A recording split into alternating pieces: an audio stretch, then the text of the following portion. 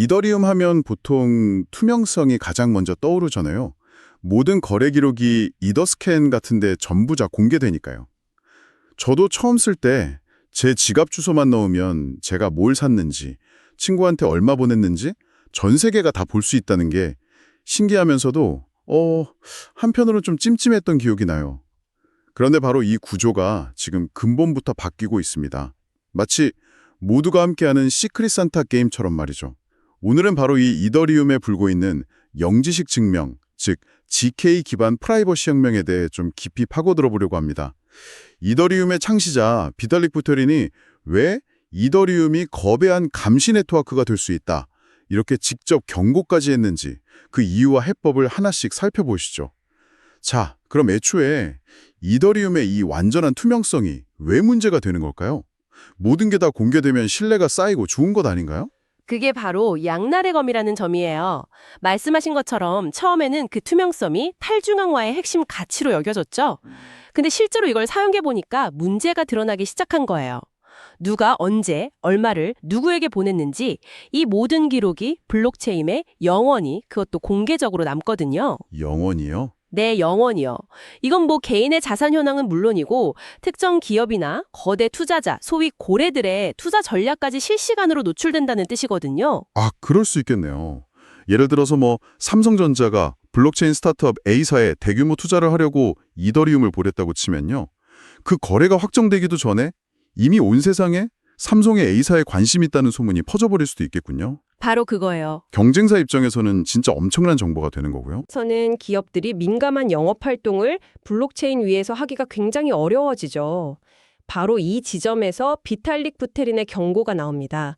그가 프라이버시가 보장되지 않으면 이더리움은 전 세계적인 자유구명의 기반이 아니라 오히려 글로벌 감시 시스템으로 전락할 수 있다고 지적했어요. 탈중앙화라는 핵심 가치가 오히려 감시라는 구조적 위험에 빠질 수 있다는 정말 중요한 지적이었습니다. 정말 역설적이네요. 모두에게 자유를 주려던 기술이 모두를 감시하는 도구가 될 수 있다니. 여기서 진짜 흥미로운 지점이 나오는데요. 이 문제를 해결할 아이디어로 시크릿 산타 게임 모델이 등장했다고요? 거래 내역을 숨기는데 시크릿 산타라니 굉장히 재밌는 비유인데요. 네, 분산연구소라는 곳에서 제시한 GK 시크릿 산타, ZKSS라는 개념이에요. GK 시크릿 산타요? 네, 시크릿 산타 게임을 생각해 보시면 아주 쉽게 이해가 갑니다. 나는 선물을 누구에게 받았는지 알지만 다른 사람들은 누가 누구에게 선물을 줬는지 전혀 모르잖아요. 아, 그렇죠. 하지만 중요한 건 모든 참가자가 규칙에 따라서 선물을 하나씩 주고받았다는 그 사실 자체는 모두가 검증할 수 있다는 거죠. 잠깐만요. 그 비유는 좋은데 한 가지 결정적인 차이가 있는 것 같아요. 시크릿 산타 게임에서는 만약 누가 규칙을 어기고 선물을 2개 가져가거나 안 내면 금방 드러나잖아요. 근데 이더리움에서는 모든 게 숨겨져 있다면 악의적인 사용자가 시스템을 속여서 돈을 복사하거나 하는 시도를 어떻게 막는 건가요? 바로 이 지점에서 아까 말씀하신 영지식 증명이 마법을 부리는 건가요? 정확히 짚으셨어요. 바로 그 지점에서 암호학의 마법, 영지식 증명 기술이 등장합니다. 제가 가진 비밀 정보, 예를 들면 거래 내역을 직접 공개하지 않으면서도 그 정보가 사실이라는 것을 상대방에게 증명하는 암호학적인 방법이죠. 비밀 정보는 공개하지 않으면서 사실이라는 것만 증명한다. 네. 가장 쉬운 비유는 나는 비밀번호를 알고 있다는 사실을 비밀번호 자체를 말하지 않고도 증명하는 것과 같아요. 알겠습니다. 개념은 이해했는데 여전히 좀 마술처럼 들려요. 컴퓨터가 어떻게 제가 비밀번호를 안다는 사실을 비밀번호 자체를 보지 않고도 확인할 수 있는 거죠? 그 원리가 궁금합니다. 물론 그 바탕에는 복잡한 수학이 있지만 핵심 아이디어는 이렇습니다. 거래를 할 때 거래 자체의 내용 대신 이 거래는 모든 규칙을 완벽하게 지켰다는 수학적인 증명을 만들어서 블록체인에 올리는 거예요.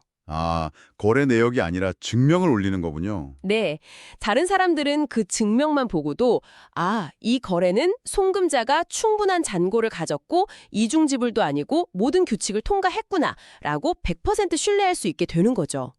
비유를 하나 더 들자면 봉투 안의 내용물은 볼 수 없지만 이 봉투는 모든 우편 규정을 지켜서 정확한 주소로 완벽하게 배송되었다는 사실은 모두가 확인할 수 있는 시스템인 셈입니다. 와, 정말 기가 막힌 비유네요. 내용물은 비밀이지만 배송 과정의 정당성은 모두가 확인할 수 있다. 그럼 그 규칙을 지켰다는 걸 보장하기 위한 구체적인 기술 장치들이 있겠군요. 네, 몇 가지 중요한 기술 요소가 결합됩니다. 첫 번째가 널리파이어예요. 널리파이어. 이건 특정 거래에 사용된 자산이 다시 사용되는 것, 즉 이중 지불을 방지하는 고유 식별자 역할을 합니다. 한 번 쓴 동전에는 우리 눈에 보이지 않는 고유한 표시를 남겨서 그 동전을 다시 쓰려고 하면 시스템이 즉시 알아채고 막아버리는 것과 같죠. 아, 그러니까 한 번 보낸 돈을 또 보내는 사기를 원천적으로 막는 장치군요. 이게 없으면 누군가 익명성을 이용해서 돈을 무한 복제할 수도 있겠네요. 정말 핵심적인 부품이군요. 맞아요. 이게 없으면 전체 시스템이 그냥 무너지는 거죠. 그리고 둘째는 머클트리라는 기술입니다. 머클트리요. 이건 좀 복잡하게 들릴 수 있는데 쉽게 말해서 거래에 참여한 사람이 정당한 참여자 그룹에 속해 있다는 사실을 그 사람의 신원은 노출하지 않고 검증하게 해주는 기술이에요. 예를 들면 이 사람은 우리 클럽 회원이 맞지만 그 사람이 정확히 누구인지는 알려주지 않겠다라고 증명하는 방식이죠. 내 자산이 유효한 자산 목록 안에 포함되어 있다는 것만 증명하는 겁니다. 마지막으로 릴레이어라는 것도 있던데요. 이건 어떤 역할을 하나요? 릴레이어는 프라이버시의 마지막 퍼즐 조각 같은 거예요. 이더리움에서 거래를 하려면 가스비, 즉 수수료를 내야 하는데 이 수수료를 내는 지갑 주소가 블록체인에 남거든요. 아, 그렇죠. 해커들이 이걸 분석하면 익명 거래라도 누가 보냈는지 유추할 단서를 찾을 수가 있어요. 릴레이어는 바로 이 연결고리를 끊어주는 역할을 합니다. 실제 송금인의 주소 대신 이 중개자, 즉 릴레이어의 주소를 사용해서 거래를 전송하고 수수료를 지불하게 하는 거죠. 송금 수수료를 다른 사람이 대신 내주는 것처럼 보이게 해서 송금인을 완벽하게 숨기는 기술이군요. 네, 맞습니다. 지금 설명해 주신 널리파이어, 머클트리, 릴레이어 같은 기술들이 정말 정교한데요. 듣기에는 완벽한 이론 같은데 이런 복잡한 시스템을 실제로 구현해서 안정적으로 운영하는 건 또 다른 차원의 문제일 것 같습니다. 이미 이걸 현실에서 쓰고 있는 곳들이 있나요? 물론입니다. 이미 현실에서 아주 활발하게 사용되고 있어요. 대표적으로 아즈텍 네트워크는 완전한 프라이빗 스마트 계약을 목표로 개발 중이고요. 또 레일건 같은 프로젝트는 이미 디파이 영역에서 프라이버시 거래를 지원하면서 많은 사용자를 확보하고 있습니다. 레일건이요? 구체적인 사용 사례를 좀 들어주실 수 있을까요? 예를 들어 제가 디파이 투자자라면 이걸 어떻게 활용할 수 있는 건가요? 좋은 질문이에요. 예를 들어 어떤 거대 투자 펀드가 특정 디파이 프로토콜에 수백억 원을 예치한다고 상상해 보세요. 기존 이더리움에서는 이 거래가 만철하에 공개됩니다. 그렇죠. 그러면 다른 투자자들이 저 펀드가 저 프로토콜을 좋게 보는구나 하고 따라서 투자하거나 혹은 그 펀드의 전략을 역이용할 수도 있겠죠. 하지만 레일건을 사용하면 이 펀드는 자신의 자산을 실드 잔고라는 프라이버시 풀 안으로 먼저 옮깁니다. 실드 잔고, 그러니까 보호된 잔고라는 뜻이군요. 네. 일단 자산이 이 보호된 풀 안으로 들어가면 그 이후에 디파이 프로토콜에 예치하든 다른 지갑으로 송금하든 모든 거래는 외부에서 추적할 수 없는 비공개 상태로 이루어져요. 아, 마치 내 자산을 공개된 계좌에서 스위스 은행의 비공개 금고로 옮기는 것과 비슷하네요. 정확합니다. 금고 안에서 일어나는 일은 밖에서는 알 수 없게 되는 거죠. 기관 투자자들에게는 자신들의 투자 전략을 숨길 수 있는 거의 필수적인 도구가 되는 셈입니다. 그런데 이런 프라이버시 기술을 쓰는데 단점은 없나요? 예를 들어 거래 속도가 느려지거나 수수료가 훨씬 비싸진다거나 하는 그런 트레이드오프가 있을 것 같은데요.